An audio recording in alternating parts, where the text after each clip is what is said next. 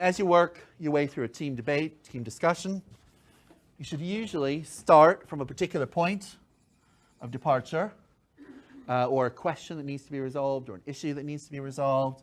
You go out, you explore alternatives. You look at different ways, different thoughts. This is where diverse teams are particularly good, because you've got lots of different perspectives sitting in the room. At a certain point, you've got enough on the table. What you're looking for is to try to bring all the ideas together and reach a decision. And then you're looking for some form of implementation. Diverse teams are great at this. Okay? Where they go wrong tends to be like that. Okay? Lots of stuff on the table, no resolution.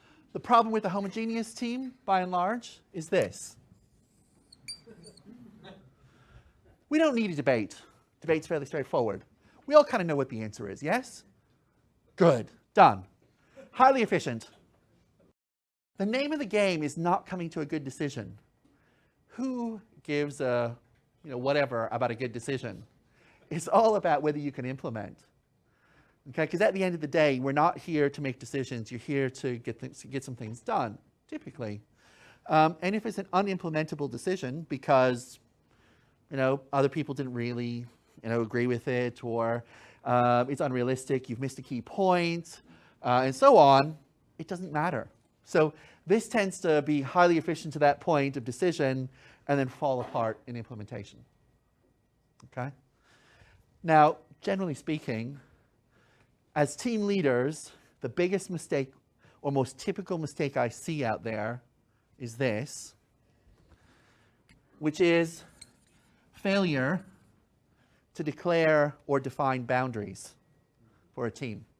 So it's defining things like budget, boundaries, timelines, kind of high-level stuff, and allowing the team to figure it out within the constraints you've identified here.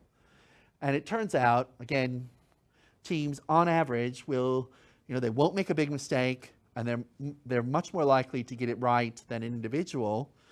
Okay, on average, as long as you set the boundaries right, and when the debates happen, you manage the conflict that emerges. Because the key thing here, if you're really aiming for the very best, you have to be able to manage the conflict and the kind of stuff we've been talking about. You have to manage the debate. That's the key thing to know here. And if you can't manage the debate, it's hugely risky to put together the diverse team with one person from every function, or one person from every continent, or one person from every, representative group within the organization. Okay? As you know, we dump you in the deep end here. I always tell the orientation class, you're gonna be in a group of people of, one person from every continent, which is gonna be either the most amazing experience you've ever had, or your worst nightmare. Okay? So pay attention, manage conflict, right? And you're likely to get what you're hoping for.